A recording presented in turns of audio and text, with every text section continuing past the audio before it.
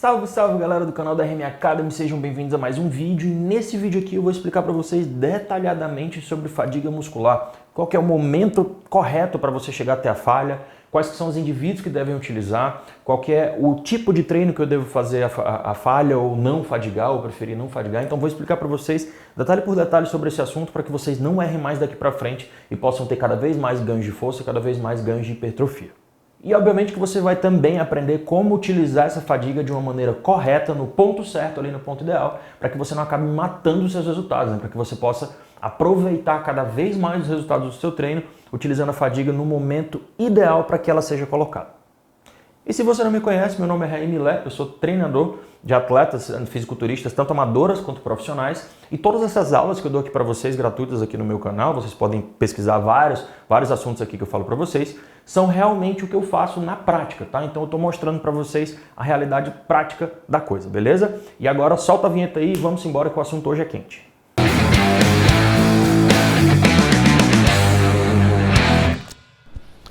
Eu vou deixar um link aqui na descrição desse vídeo que vai ser a solução para a sua dieta, para o seu treino e para os seus resultados.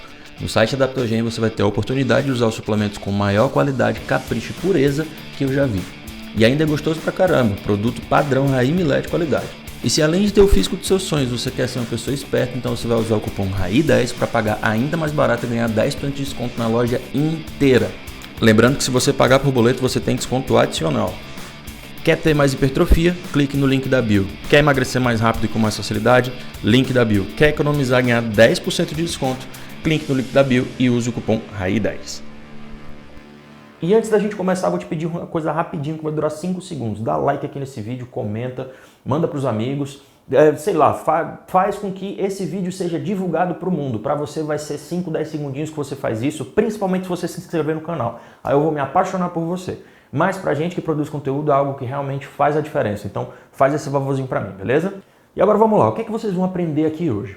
Eu sei que aquele marombeiro raiz e tal, que o old school gosta de treinar até se arrebentar inteiro, sempre imaginou que treinar até a fadiga em todos os movimentos, em todas as séries, era não só bom como necessário para se ter o máximo de resultado possível, tá? E eu não concordo muito com essa alegação, até porque existem também muitos atletas que são extremamente bem-sucedidos, como o próprio Jay Cutler, enfim, eu não vou lembrar de todos agora, mas que não chegavam até a falha, na maioria dos exercícios, deixavam essa falha pontualmente para ser colocada ali no treino, e a gente não pode falar que esses caras não foram bem-sucedidos, que eles não ganharam títulos ou que eles não eram atletas ruins, né? Hoje em dia, inclusive, existem muitos atletas bons, brasileiros, que não são brasileiros, que utilizam esse tipo de treinamento, não é nem um tipo de treinamento, mas sim uma vertente, né?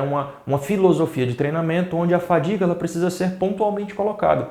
E muitas pessoas acham que o fato de fazer isso, né, de colocar a fadiga ali num ponto específico do treino, vai fazer com que a pessoa treine leve. Muitas pessoas elas ficam se sentindo culpadas, né? Ai meu Deus, eu estou treinando leve, eu deveria estar treinando mais pesado, eu não dei o meu máximo. E você não pode pensar assim, tá? Até porque, pessoal, quando a gente fala para tomar cuidado com a fadiga, não fadigar em todos os movimentos, a gente não está falando para você treinar leve não, muito pelo contrário, o treino é realmente pesado, tá? E ele fica pesado do começo ao fim. Esse é o grande ponto. A sua performance de treino, ela dura do começo ao fim, beleza? Agora vamos lá começar sobre o assunto. Como que você vai fazer isso aqui? Primeiramente, para que a gente possa comentar sobre esse tema de maneira eficiente, a gente precisa entender quais são os tipos de fadiga, né? Então a gente tem a fadiga concêntrica, a fadiga excêntrica e a fadiga isométrica, tá? Qual que é a diferença? A fadiga concêntrica é a primeira que acontece, ou seja, você está fazendo aqui uma rosca direta, a partir do momento que você perdeu a técnica do movimento, ou seja, começou a roubar, começou a não conseguir fazer o movimento de maneira adequada, né? Alguns estudos, inclusive, eles consideram falha concêntrica como o fato de você simplesmente desacelerar o movimento, né? Ou seja, você estava fazendo uma cadência de 2 segundos, né? 1, 2, 1, 2 para 2. E aí você na 10ª repetição demorou 4. Tem alguns estudos que já consideram isso como fadiga concêntrica, tá? Então a fadiga concêntrica é a primeira, né, que aparece, ou seja, quando você perde essa técnica, você precisa roubar um pouquinho no movimento, ou então você perde velocidade ali, mesmo que você tenha a intenção de levantar o mais rápido possível, a barra não vai, porque você já está fadigando. É a primeira que acontece. E os estudos, pessoal, utilizam essa fadiga aqui como referência, tá? É um ponto muito importante que eu vou falar para vocês já já. Temos a falha excêntrica, que ela vem logo após a concêntrica, ou seja, vai ter a falha concêntrica, o cara não vai mais conseguir levantar a barra, vai vir alguém e vai ajudar ele. E aí ele ajuda a fazer a concêntrica, mas ele ainda tem força excêntrica, porque a excêntrica, o movimento excêntrico, né, a ação excêntrica do músculo, ela tem um potencial de força maior do que a excêntrica. Então você consegue resistir ainda esse peso por algumas repetições.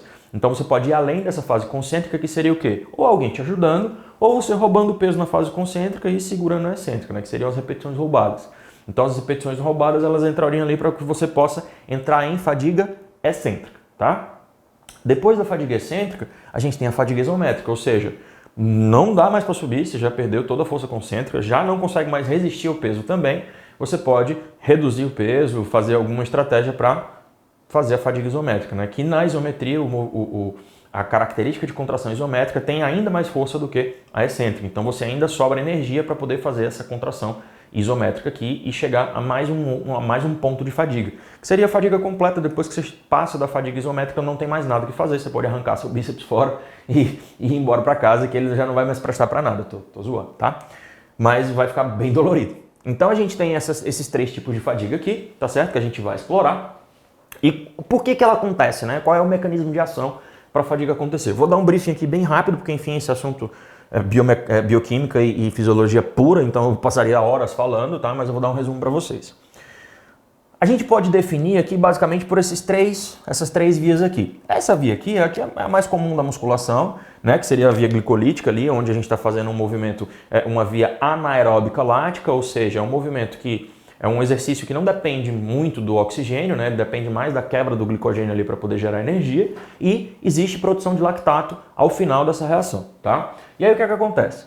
Muita gente acha que o lactato ele causa fadiga, né? Mas não, muito pelo contrário. O lactato ele tenta eliminar essa fadiga, ele tenta jogar essa fadiga para fora. Como que isso acontece?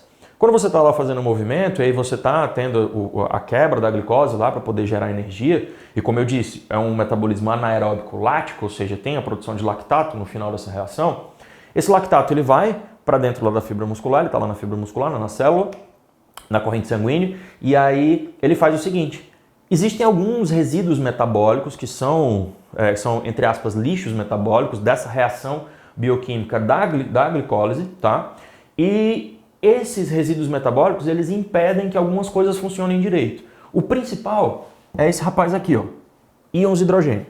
Então os íons hidrogênio eles começam a ser acumulados naquela região que está sendo treinada, certo? Ele começa a deixar o ambiente mais ácido, ou seja, ele começa a aumentar a acidez desse ambiente. Tá, e essa acidez vai fazer o quê? Vai bloquear os canais de cálcio, vai impedir que algumas enzimas trabalhem de maneira eficiente e vai impedir a contração muscular, porque se eu não tenho cálcio, eu não tenho enzima para trabalhar ali e produzir energia, eu não tenho como juntar as cabeças de actina e miosina, né? Então, esse é um mecanismo principal ali da via anaeróbica lática, tá? É o mecanismo de ação da fadiga muscular, beleza?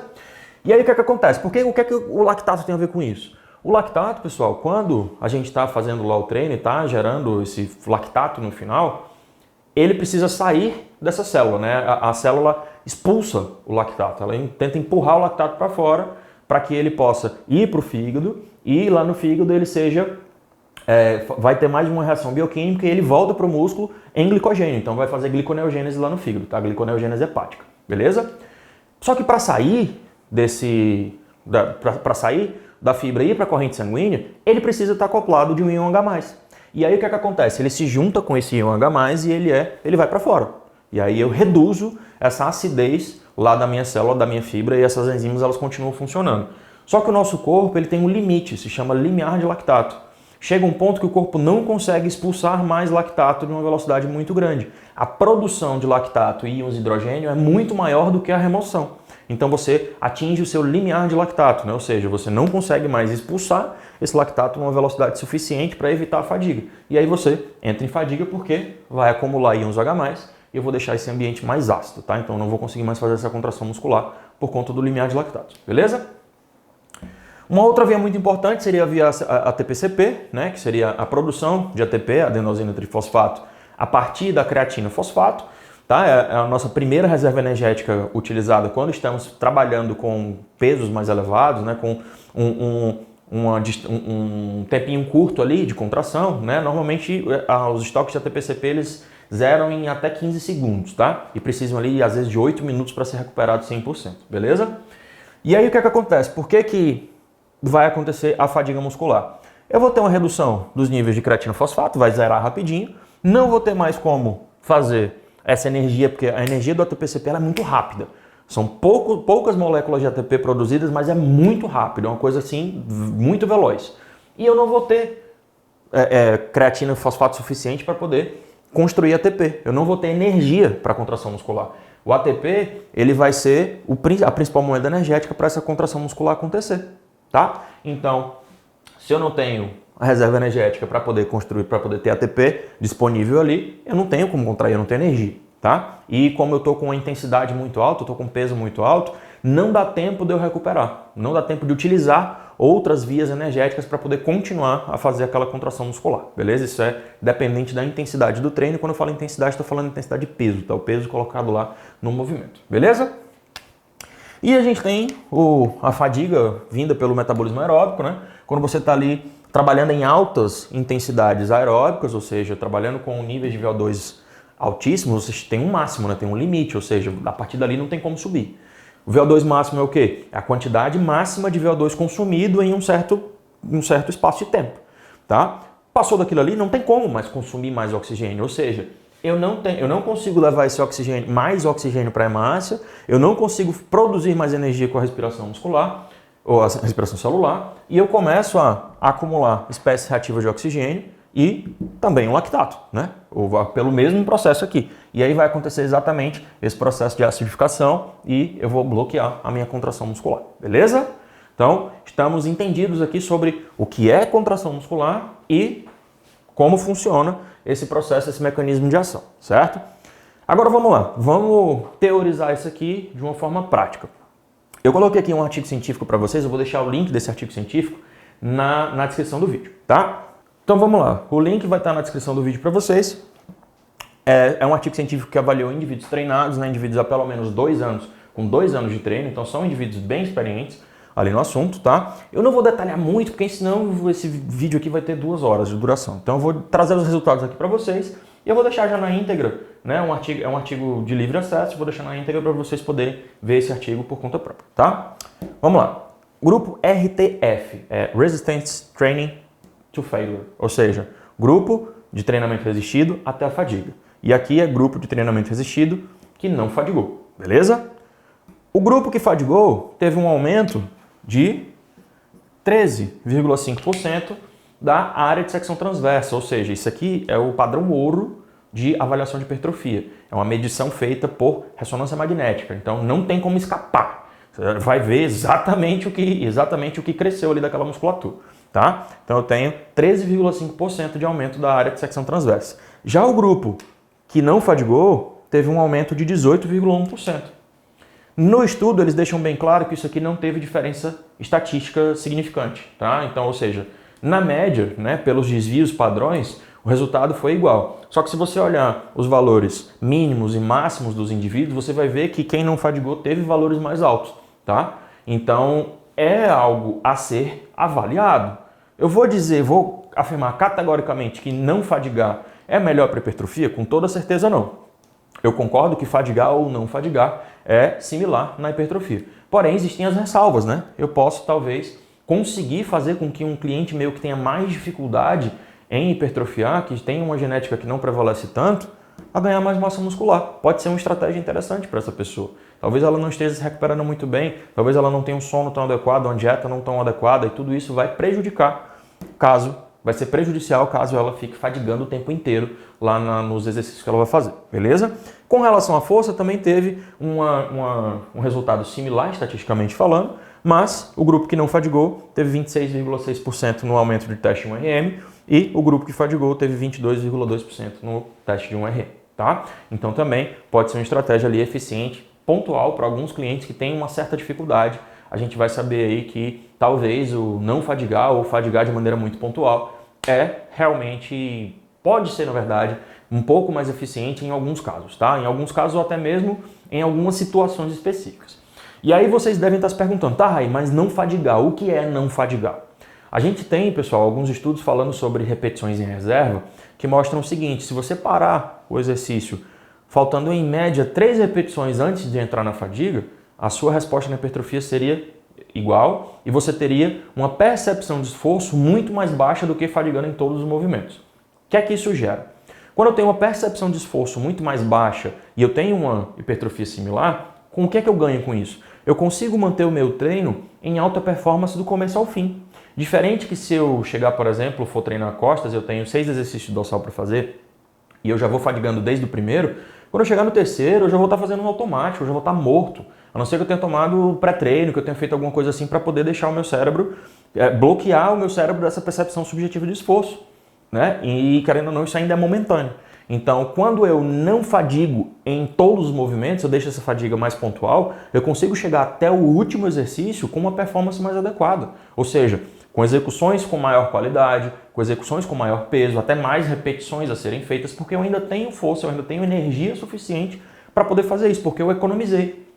E eu não economizei porque eu sou preguiçoso, eu economizei porque eu sou inteligente. Eu economizei por quê? Porque dessa forma é similar à hipertrofia e eu economizo força para poder fazer o meu treino completo com uma performance melhor, entendeu? Então, entendam que não fadigar não é fazer fácil, não é fácil. Se você, por exemplo, comecem a fazer o teste, vamos lá.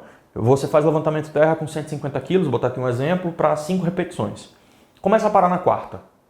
Você vai ver que você vai ficar menos cansado, você consegue fazer até uma série adicional, às vezes, enfim. Você vai conseguir chegar no final do seu treino com mais energia e a tua hipertrofia vai ser similar, tá? Em alguns casos, quiçá, até maior, beleza?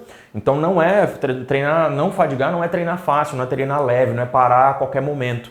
É parar muito próximo disso aqui aconteceu. E isso é muito fácil de encontrar, pessoal. Muita gente, que é o ponto crucial que eu ia falar agora para vocês, muita gente fica falando, mas os iniciantes, né, eles não, como é que eles vão saber o que é próximo de fadiga se eles nunca fadigaram? Dá para saber, pessoal, isso é simples de explicar. Fulano, não consegue mais levantar com técnica, aquilo ali é fadiga.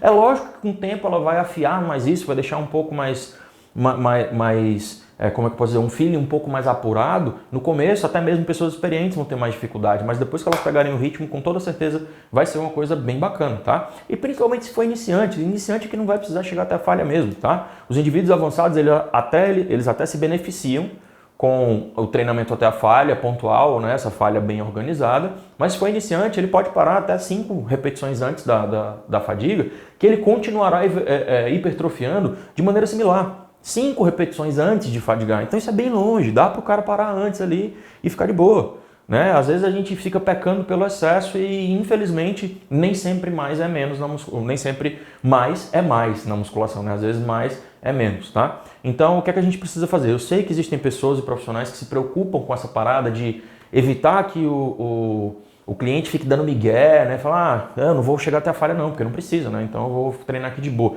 Eu entendo e acho justo, mas eu acho também que a gente tem que trabalhar como uma forma de instruir essas pessoas com o correto, né? Porque assim, o que é que acontece? O que é que eu penso?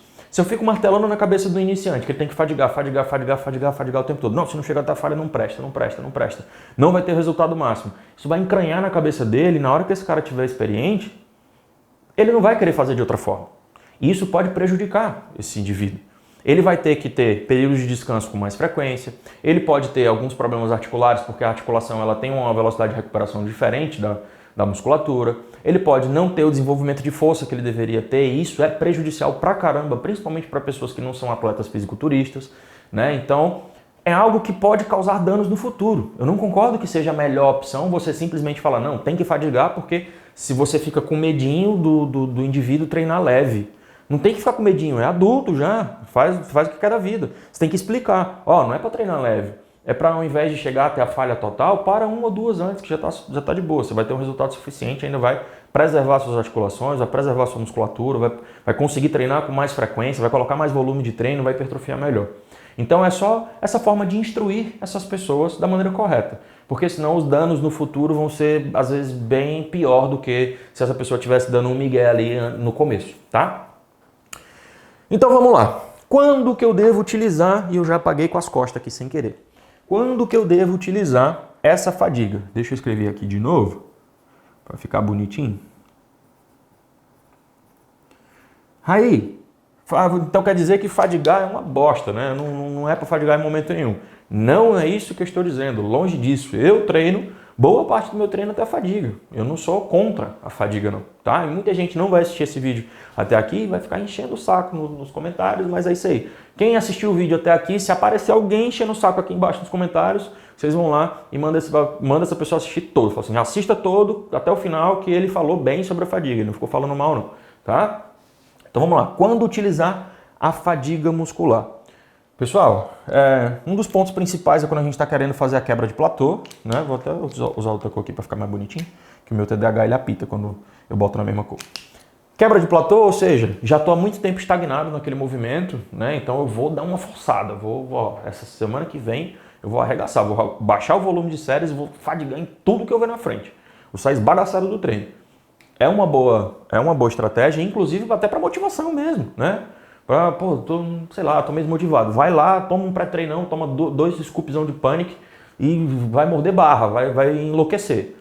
Funciona, isso é uma estratégia válida sim, tá? Eu acho que isso pode ser sim aplicável no treinamento, beleza?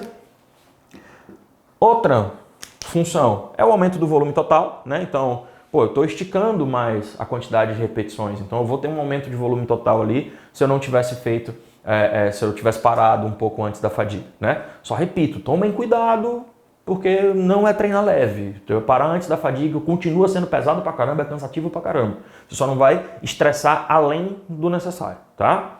Então, vai ter esse aumento de volume total ali dentro daquele movimento, né? Mas se você for comparar no longo prazo, quem não fadiga acaba tendo um aumento de volume total maior. No curto prazo, quem fadiga tem um aumento de volume total naquele movimento específico. Se essa for a tua intenção, vale a pena fazer fadiga naqueles movimentos, tá? E preferencialmente em exercícios isolados. Por quê, Raí? Porque é muito perigoso você chegar até a fadiga total no agachamento livre, né? Vamos lá, fez até a falha total, não deixou nenhuma na reserva. Eu estou falando daquele movimento que é assim, ó, você desceu e você estava demorando 3 segundos para subir, você demorou 6, demorou 8 para conseguir subir. Então já nas últimas que você estava. A sua alma sai do corpo, né? Vou fazer assim para não tomar um bloco do YouTube. Já deu até um nó. Tá morrendo de medo de você se vazar inteiro. É muito perigoso isso acontecer. Você está com uma carga pesada nas costas e fazer isso e não conseguir subir por conta do psicológico, ou então rompeu ali alguma coisa, sei lá, aconteceu qualquer coisa e você não conseguiu subir. É perigoso. Não só para você, como também para pessoas que possam estar do lado. Tá? Então evita fazer isso em movimentos livres, em movimentos compostos que precisam de uma mobilização de carga muito alta. Tenta fazer mais em maquinários e de preferência em exercícios mais isolados. Tá? Aí você senta o aço lá e qualquer coisa você solta a máquina e acabou, não vai ter problema nenhum. Tá? Mas em exercícios livres toma cuidado, beleza? E aí mais uma vez eu repito, né? O treino que não chega até a falha, a galera acha que vou botar aqui um pezinho no agachamento, vou agachar aqui de boa e guardar. Não é isso não, filho. Não é isso não. Por exemplo, no meu auge de agachamento, eu já cheguei a agachar com 180 quilos para 2 repetições. E eu tinha uma em reserva. Eu senti que eu faria mais uma. Eu senti que se eu descesse, eu subiria com muita dificuldade, mas eu iria subir. Só que, meus amigos, essas 2 repetições foram muito pesadas. Eu saí de lá com as pernas bambas, sem conseguir respirar direito. Porque a primeira já desceu difícil, a segunda foi quase impossível. A terceira ia ser um inferno para eu conseguir subir. Isso é treinar parando uma repetição antes da fadiga. Vai estar muito difícil, mas muito difícil de fazer. Não é fácil. Tá? Treinar sem fadigar não é leve, não é porque você é mole, não. É porque você está economizando um pouco de energia e vai deixar a fadiga para o final, ali, para uma coisa pontual, para você arregaçar na última série. Aí sim, você dá tudo de si, porque depois você vai ter um tempo maior de descanso, é normal você descansar mais na hora de trocar de exercício do que dentro do exercício, né? Então você vai ter mais tempo para poder se recuperar, beleza? E os iniciantes? Como eu já falei, iniciante nenhum precisa chegar até a fadiga. Né? Se você está com medo de, se eu falar que não vai fadigar, o cara vai dar migué e tal, ele é adulto, então você tem que explicar a coisa correta para ele. Fala, isso aqui é a fadiga concêntrica. Ensinei para você que é a fadiga concêntrica. Os próximos movimentos, antes de chegar nela, uma repetição, antes de chegar nela, você para. Beleza? Isso aí vai preservar suas articulações, vai fazer você ganhar mais força, você vai chegar até o final do treino com mais energia, vai evitar que você tenha um overtraining, vai evitar que você amanhã esteja completamente dolorido por conta da quantidade de dano muscular elevada, que são duas coisas extremamente prejudiciais para a hipertrofia, né? Muita gente fala sobre treinar até a falha o tempo inteiro para ter o máximo de resultados, mas esquece que isso pode fazer com que a pessoa precise de descansos mais frequentes, ou seja, de períodos regenerativos mais frequentes. A pessoa com muito mais frequência fica com aquele cansaço, aquela coisa, pô, hoje eu não estou bem para treinar, não sei o quê, porque está se esbagaçando além do que precisa, né? Ou uma dor muscular tão desgraçada que a pessoa não chegou no dia de treinar de novo, ainda está doendo. Então, por conta disso, você precisa segurar um pouquinho mais a onda, tá? Essas coisas elas podem realmente prejudicar demais o teu resultado, porque a gente sabe muito bem que o volume de treino ele é uma das principais variáveis para hipertrofia, e se eu tenho algumas estratégias que eu consigo fazer com que eu aumente esse volume de treino com performance boa, vai ser positivo. E evitar essa falha em todas as séries, né, deixar essa fadiga pontual ali em uma série ou outra, vai ser bem mais efetivo para esse ponto, beleza? Então, iniciante, relaxa, só ensina para ele o que é a concêntrica, fala, ó, agora que você aprendeu, para uma repetição antes, tá? Quando você sentir que falta uma para chegar lá, você para. E aí, com o tempo, ele vai pegando o feeling. Não se preocupa não, que ele não é uma criança, não é um bebezinho, ele é um adulto, ele sabe o que é que precisa fazer, tá? E agora aquele bom e velho toque de mestre, né? Toquezinho de mestre. Cluster 7, excelente técnica para o ganho de força, tá? E é uma técnica que ela evita a fadiga, ou seja, eu tenho um aumento do volume de treino, eu dobro o volume de treino praticamente, eu tenho um aumento da quantidade de peso utilizada, eu tenho um aumento absurdo assim, da quantidade de força que eu ganho, é realmente muito surreal o quanto você consegue ganhar de força com a técnica do Cluster 7. E eu tenho um afastamento dessa fadiga, porque eu dou pausas entre as repetições. Vamos lá, programei para fazer 20 repetições com esse peso, eu dou pausas ali de 10 a 20 segundos entre elas, né, até fechar as 20. E eu faço com que essa fadiga ela seja afastada e eu tenha um potencial de hipertrofia bom, eu tenho um potencial de força muito elevado, né, e eu tenho o dobro ali, pelo menos, de volume total de treinamento daquele movimento, beleza?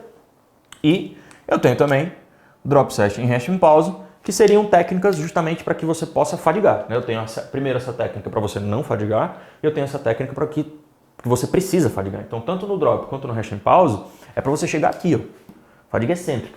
É para você ir além da fadiga, para você extrapolar o limite. E isso precisa ser muito pontual. Eu costumo colocar normalmente na última série de alguns exercícios específicos mais isolados. Aí eu utilizo o drop set ou o resting pause porque é uma técnica muito boa para você fazer isso, beleza? E é isso, pessoal. Se você curtiu esse vídeo, deixa seu like, seu comentário, se inscreve no canal, clica lá no sininho para você receber as notificações de toda vez que eu postar algum vídeo. Manda para os amigos aí, vamos debater aqui nos comentários. Você sabe que comigo não tem essa besteira, eu estou aqui aberto a opiniões para que a gente possa debater, logicamente de uma maneira educada, de uma maneira que possa agregar para todo mundo, beleza? Segue lá nas redes sociais. Tem os links aqui dos patrocinadores do canal. Se você curte meu trabalho, é muito importante que você faça isso também. Então, pô, tá precisando de um whey, tá precisando daquelas paradinhas lá, vai aqui nos links que tem coisa bacaníssima para você, beleza? Garanto que você não vai se arrepender tanto com qualidade quanto com os preços que estão disponibilizados para vocês. Fechou? Tamo junto, pessoal. Até o próximo vídeo e muito obrigado pela atenção.